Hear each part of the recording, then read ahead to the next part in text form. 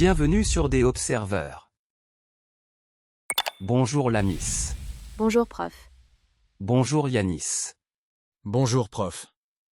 Prof, aujourd'hui j'ai envie que vous nous parlez de l'histoire de la technologie de communication humaine et de son importance dans le progrès général de l'humanité.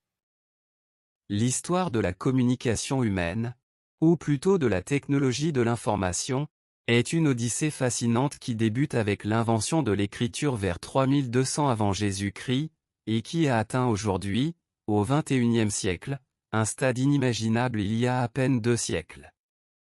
J'ai déjà fait une vidéo sur ce sujet il y a 2 ans, sur une autre chaîne Penlight Click.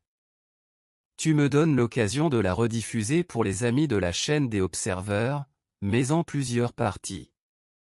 Voici la première partie, qui est consacrée à la période, qui va de l'invention de l'écriture par les Sumériens, jusqu'à l'invention de l'imprimerie au XVe siècle en Germanie.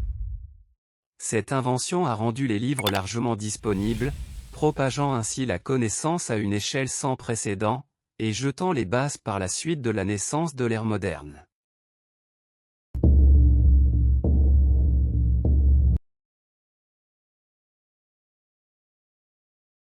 Dans cette vidéo nous allons passer en revue les étapes, importantes, du progrès de la technologie de l'information et des communications.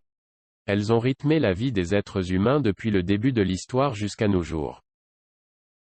Beaucoup de personnes pensent que la technologie de l'information et des communications est née au XXe siècle.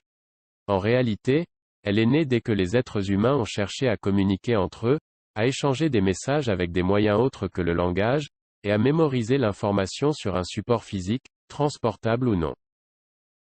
Faisons un voyage dans le temps.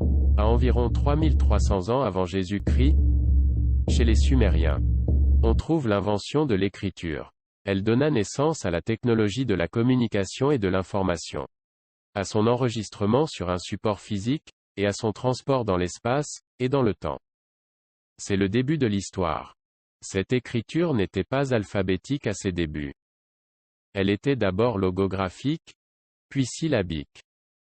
Le besoin de compter les biens de chacun, de mesurer les angles, et celui du calcul astronomique, a poussé les Sumériens à inventer presque en même temps le premier système de numération. Ce système était additif, et avait une base égale à 60. Cette base 60 est utilisée jusqu'à aujourd'hui, pour la mesure des angles en degrés, et pour compter le temps en minutes et secondes. Plus tard, aux environs de 2000 ans avant Jésus-Christ, leurs héritiers les Babyloniens, améliorent ce système. Ils introduisent pour la première fois dans la représentation d'un nombre, la position en plus des 2 symboles de base. Le clou et le chevron.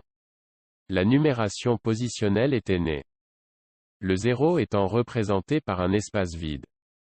Ce système de numération positionnelle sera repris dans la représentation décimale à 10 chiffres, par des savants indiens, puis par des savants arabo-musulmans, plus de 2700 ans plus tard. Si on progresse dans le temps, à environ 1500 ans avant Jésus-Christ, on trouve chez les Phéniciens l'invention de l'alphabet. De cet alphabet, sont issus les différents alphabets modernes actuels.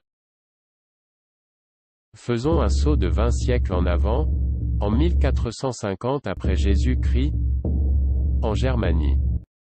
Dans la ville de Mayence, Gutenberg vient de mettre au point le procédé de l'imprimerie.